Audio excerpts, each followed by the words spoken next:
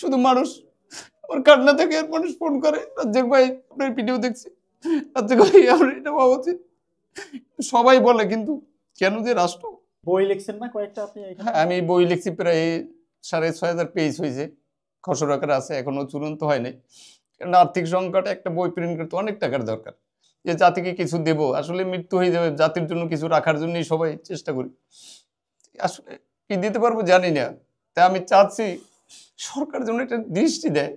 দুঃখ দুঃখ এছাড়া কিছু বলার নেই। বড় বিচিত্র এই দেশ, মানুষও বিচিত্র, তেমনই এক বিচিত্র মানুষের কাছে আমরা আজকে আবার এসেছি, সেই পটুয়াখালী আব্দুর রাজ্জাক ভাই। সাপ আমরা দেখে আসলে ভয় পাই, সেই সাপ উনি কিন্তু খামারে লালন পালন করতেছে।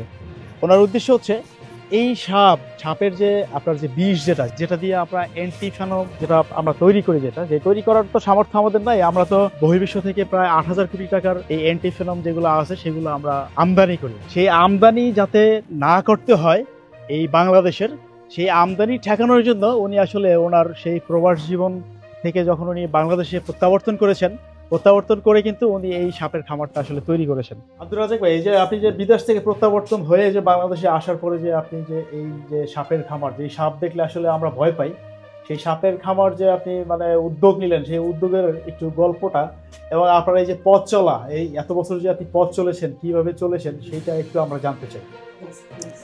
পথটা মূলত আমাদের চলাটা বলতে গেলে একেবারে হামাগুড়ি দিয়ে চলতে হয়েছে, যেহেতু ব্যক্তি উদ্যোগে খামারটা পরিচালনা করতেছি। এই জন্য মূলত আমাদের এই খামারটাকে যথেষ্ট পরিশ্রম করে নতুনত্ব বিষয় আমাদেরকেও অনেক কিছু জানারও দরকার আছে, যা আমরা কাউকে ফলো করব। আমাদের দেশে এমন কোনো প্রতিষ্ঠান বাংলাদেশে হয়নি আর কখনো। প্রত্যাবর্তনটা হয়েছে 2008-এ মূলত আমি প্রবাস থেকে একেবারেই ফেরত আসি। এরপর থেকে এটাকে একেবারেই গুরুত্ব সহকারে নিই এবং আমাদের লোকবল যারা ছিল ওদেরকে প্রশিক্ষণ দিই। এরপর শুরু হয় ধারাবাহিক। প্রথমে যখন আপনি আসেন তখন আপনার ইনভেস্টমেন্ট কি রকম ইনভেস্ট নিয়ে? তখন তো আমার কাছে প্রবাসী টাকা ছিল, তখন আমি এদেরকে স্যালারি দিতাম, জামা কাপড় দিতাম, এদেরকে যাতে ভালো থাকে, খুশি থাকে, এদেরকে নিয়ে ঢাকা যাইতাম, বিভিন্ন মন্ত্রণালয় ঘুরে দেখাইতাম যে তারা কি বলে। কিন্তু মন্ত্রণালয় থেকে সবাই বলতো যে না, এরকম নতুন বিষয়টা হওয়া উচিত এবং বাংলাদেশে সর্বপ্রথম আপনি সাপের খামারি, এই হিসেবে সবাই আমাকে স্বাগত জানাইতো। মূলত কোথায় যে কোন কারণে লাল ফিতে বন্দি ছিল এই প্রতিষ্ঠানটা জানি না। তবে আমার আশা, যেহেতু এখন ছাত্র সমাজ বাংলাদেশটা একেবারে নূতনভাবে বিনির্মাণ করার জন্য চেষ্টা করতেছে, আমি তাদের পাশে আমি থাকতে চাই এবং তাদের এই বাংলাদেশকে একেবারে নূতন আঙ্গিকে এই দেশটাকে বহির্বিশ্বে দাঁড় করানো উচিত। যে আসলে আমাদের দেশেও আমরা সব কিছুই পারি, কিন্তু আমাদেরকে যদি সার্বিক সহযোগিতা গভর্নমেন্ট থেকে না করা হয়, তাহলে আমাদের দেশে নতুন নতুন কোনো কিছুই প্রযুক্তি আসবে না এবং সাহস করবে না। যে আমি যে কষ্টটা করছি, অক্লান্ত পরিশ্রম করছি, সর্বোচ্চ আমার যা ছিল সম্পদ তা এর পিছনে ব্যয় করছি এবং এর পরিমাণ বলতে গেলে আমার প্রত্যক্ষ এবং পরোক্ষভাবে দেখা যাচ্ছে কয়েক কোটি টাকা হইতে পারে।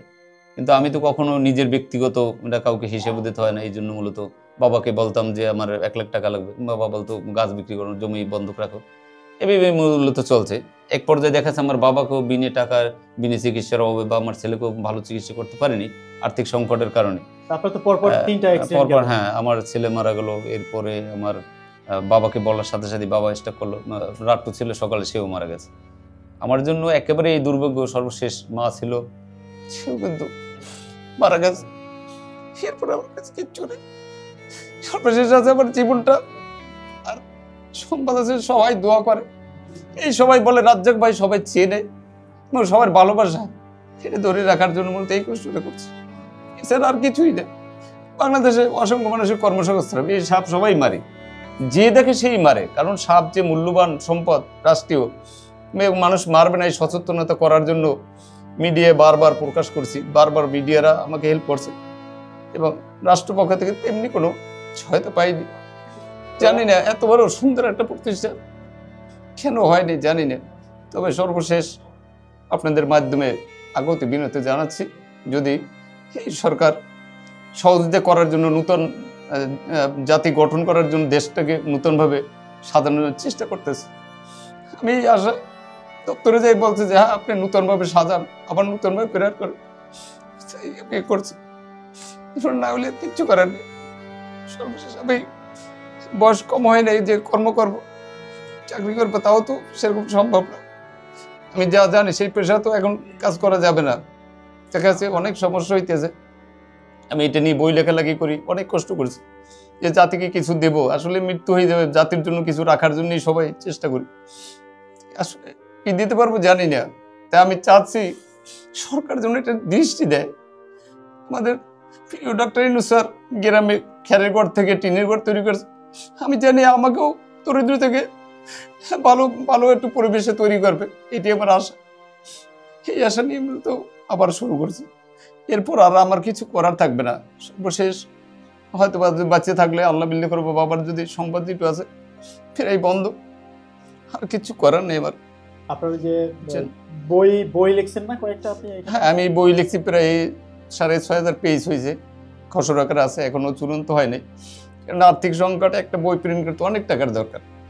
আমার ল্যাপটপ ছিল, নষ্ট হয়ে গেছে, ডেস্কটপ ছিল, 3টে জরাজীর্ণ ছিল, সম্পূর্ণ নষ্ট হয়ে গেছে, ডকুমেন্ট ছিল অসংখ্য, কিচ্ছু নাই। এখন এগুলো আবার নতুনভাবে কিনতে হবে। এরপর জানি না, যদি বলে দেন না হবে, কিচ্ছু করার থাকবে। শুধু মানুষ আমার কান্না থেকে মানুষ ফোন করে, রাজ্জাক ভাই আপনার ভিডিও দেখছি, রাজ্জাক ভাই আমার এটা হওয়া উচিত। সবাই বলে, কিন্তু কেন যে রাষ্ট্র একবারও বলে না যে ওনাকে শুরু করি নূতন, উনি আস্তে আস্তে শিখবে এবং ওনাকে সার্বিক সহায়তার প্রয়োজনমধ্যে বাহিরের রাষ্ট্রে ট্রেনিং দেওয়াই। ইন্ডিয়াতে মাটি হারিতে সাপ পালে, চায়নাতে ভাঙ্গা চুরাইতে তারা অসংখ্য টাকা কামাই করে আমাদের দেশে অ্যান্টিভেনাম বিক্রি করে, কিন্তু আমরা তৈরি করতেছি না, কিন্তু আমরা প্র্যাকটিস করতেছি না। আমরা কি করব? আজকাল চাকরির জন্য জীবন দেয় মানুষ, আমরা চাকরি তৈরি করতে পারি, এদেশে মানুষ অনেক কিছু জানে, কেন মানুষ অবহেলিত, কেন এদেরকে মুক্ত করে না, কেন এদেরকে সার্বিক সহায়তা করে না? এটা যদি বহির্বিশ্বে হইতো তাহলে গভর্নমেন্ট পাশে থাকতো, আর্থিক সহায়তা করতো, প্রয়োজন বোধে যা লাগতো সেটাই করতো, আমাকে প্রশিক্ষণ দেওয়া হইতো। কিন্তু আমি বাংলাদেশে অসংখ্য লোককে প্রশিক্ষণ দিয়েছি দুঃখের বিষয়, প্রত্যেকটা ছেলেকে সাপগুলো মুক্ত করছে, প্রত্যেকটা ছেলেই কষ্ট হয়েছে, আর্থিক সংকট ছিল। শিক্ষিত মাস্টার্স কমপ্লিট করা অনেক শিক্ষিত ছেলেরা তারা এর থেকে মুখ ফিরিয়ে এনেছে। আমার স্বপ্ন, আমার দেখা দেখি বাংলাদেশে যে 8,000 কোটি টাকার সাথে 20 লাখ, এইটা আমরাই দেবো, আমরাই উৎপাদন করব। কিভাবে সম্ভব হইবে? বহির্বিশ্বে টাকা দেয়, টোল দেয় এবং বহির্বিশ্ব থেকে আনি, কিন্তু আমাদের দেশে এই মূল্যবান সম্পদটাকে ব্যবহার করিনি, ব্যবহার করতে পারতেছি না। তাই আপনাদের মাধ্যমে গভর্নমেন্টকে অনুরোধ করব যে আমাদের দেশে কর্ম সৃষ্টি হবে। এখানে আমাদের প্রত্যেক গ্রামে এক একটা ছেলেও যদি সাপ ধরে, ওর গ্রাম থেকে ও 2টা টাকা ইনকাম করতে পারবে, বেদের সম্পদে আবার নূতনভাবে ওরা কর্ম সৃষ্টি করতে পারবে। এই নিয়ে মূলত এই আশা। সর্বশেষ কি বলবো, যেটা আপনার যে অ্যান্টিভেনম যেটা তৈরি হয়, হ্যাঁ, এটা আমরা বাইরে থেকে আমদানি করি। আমাদের দেশে 8,000 কোটি টাকার অ্যান্টিভেনম মূলত পার্শ্ববর্তী রাষ্ট্র ইন্ডিয়া থেকে ক্রয় করা হয়। আমাদের দেশে এখন প্র্যাকটিস করতেছে বিশ্ববিদ্যালয়গুলো, মূলত তাদের সাপের প্রয়োজন, সাপের বিষের প্রয়োজন, তারাও মূলত এইটার অভাবে অতটা আগাইতে পারতেছে না।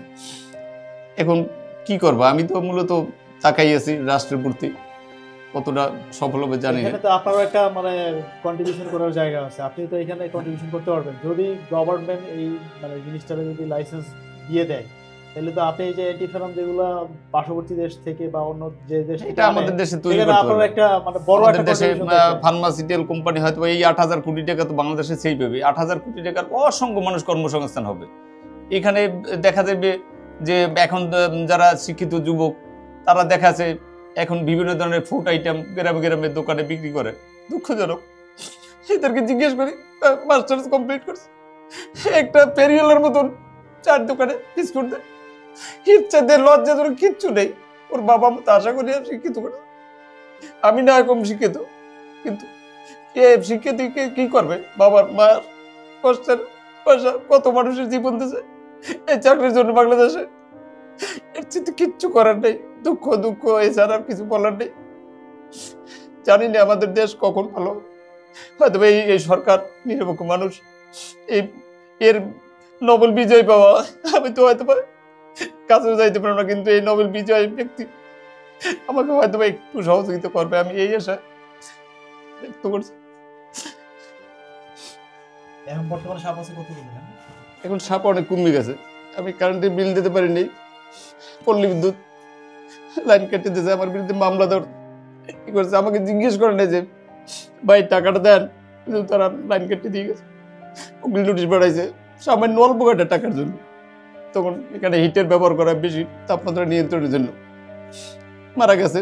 এরপর উকিল নোটিশ বাড়াইছে, আমি সাংবাদিক ডেকে তাদের কাছে আমি দেখালাম যে আমার এতগুলো সাপ কেন আপনারা মারলেন, আমি প্রতিষ্ঠানের মালিক, আমাকে জিজ্ঞেস করবেন যে আপনার প্রতিষ্ঠান সেভ করেন, আপনার নিজস্ব ব্যক্তিগত বিদ্যুৎ ব্যবহার করেন। তারা গোপনে কাটিয়ে দিয়ে গেছে। পরবর্তী স্টেপে তারা আমাকে বলছে যে না, এটা ভুল হয়ে গেছে।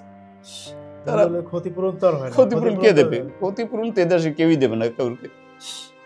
আমরা এখন আবার নতুনভাবে কালেকশন করার চিন্তা করতেছি, এবার বাচ্চা উৎপাদন করবো, এই জন্য আবার কার্যক্রম শুরু করতেছি, লোকবল রেডি করতেছি, ওদেরকে আবার প্রশিক্ষণ দিতেছি। অনেকের এই মুখ ফিরিয়ে গেছে, যারা পুরান লোক ছিল, যারা এক্সপার্ট ছিল ভালো, এরা বলতেছি এটা কখনো হবে না। আমি তাদেরকে বুঝাই, তারা ভাবে এটা মিথ্যা আশ্বাস, আমি যা বলি এটা মিথ্যে কথা বলি, করার কিছু নাই। তারপর ওদেরকে যাইয়া ধরি, ভাই ওরা আবার কান্নাকাটি করে বলে, ভাই আপনি তুই কোথায় যাও, বহু বছর কাজ করছে, এই দেখেন কষ্ট হয়ে গেছে, এরা আবার এখানে কাজ করতে করতে এরা কি করবে? কিন্তু আমার ছাড়তে পারে না, আমি ওদেরকে ছাড়তে পারি না।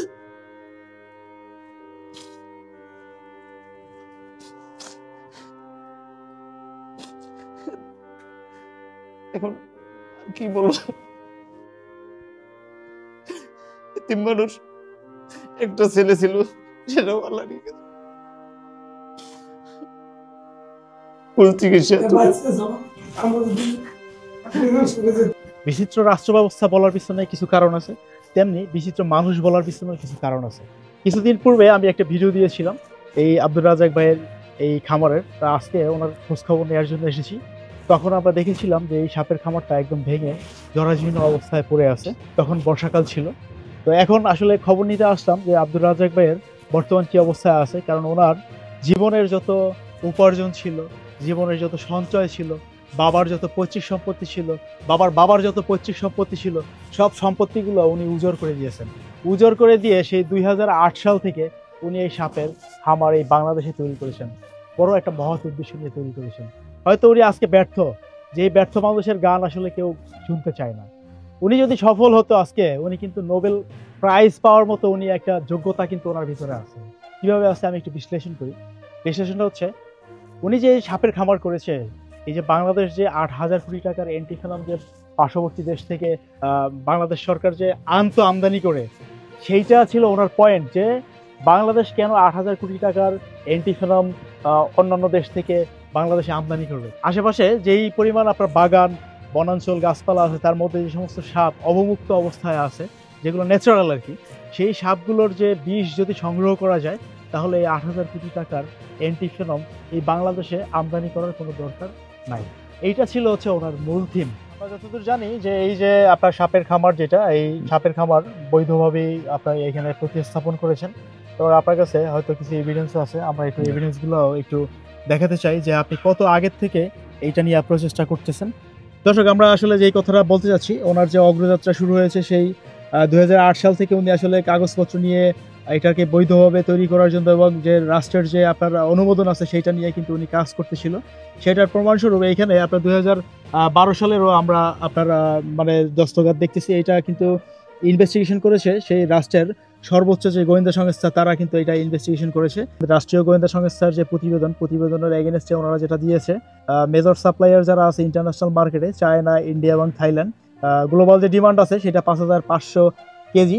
একটু চিন্তা করেন, 5,500 কেজি আপনার সাপের বিষ মানে কিন্তু বিশাল ব্যাপার স্যাপার। তো এর মধ্যে আপনার মানে আরও একটা ইন্টারেস্টিং তথ্য হচ্ছে, বাংলাদেশে আপনার ফার্মাসিউটিক্যালস আপনার ইম্পোর্ট করে প্রত্যেক বছর 7,000 থেকে 8,000 কোটি টাকা এই সাপের বিষগুলো বাংলাদেশে আপনার আমদানি করে ফার্মাসিউটিক্যালস যারা, তারা আমদানি করে বিভিন্ন ধরনের অ্যান্টিবায়োটিক তারা তৈরি করে। আমি আসলে যেই পয়েন্টটা ফিঙ্গারিং করতে যাচ্ছি, এখানে রাষ্ট্রীয় সর্বোচ্চ গোয়েন্দা সংস্থা দ্বারা ভেরিফাইড করা একটা অ্যাপ্লিকেশন, যেটার সাথে প্রতিবেদনে এই ধরনের সুন্দর সুন্দর কথা লেখা আছে, সেইটার পরেও এই খামারের অনুমোদন আজকে পর্যন্ত কেন হয় না? রাষ্ট্রের যারা চালিকা শক্তি যারা আছেন, তাদের কাছে এটা আসলে কোয়েশ্চেন রইল। আমরা ধরে নিয়েছিলাম যে হয়তো অদৃশ্য কোনো শক্তি, দরবেশের কোনো হাত টাত থাকতে পারে। সেই দরবেশ বাবারা কিন্তু এখন বর্তমান রাষ্ট্র ক্ষমতায় নাই।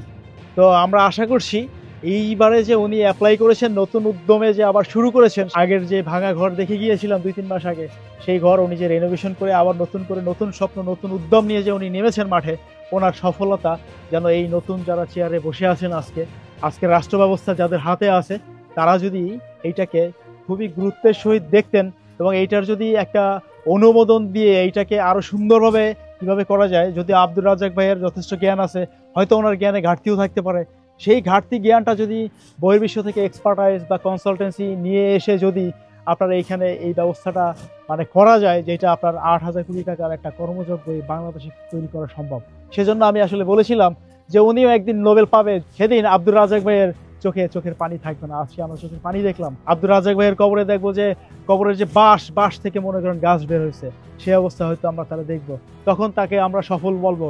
এর আগে আমরা সফল বলবো না।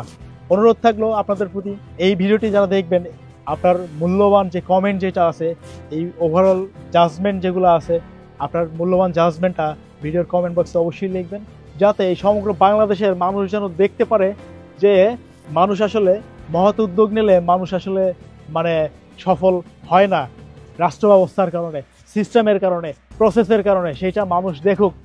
তেমনি ওনার যে মহৎ উদ্দেশ্য যেটা আছে, সেই মহৎ উদ্দেশ্যের উনি কামিয়াবি হোক, সেটাই আমরা আশা ব্যক্ত করছি। সেই আশা ব্যক্ত করে আমরা আসলে আজকে এখান থেকে বিদায় নিচ্ছি।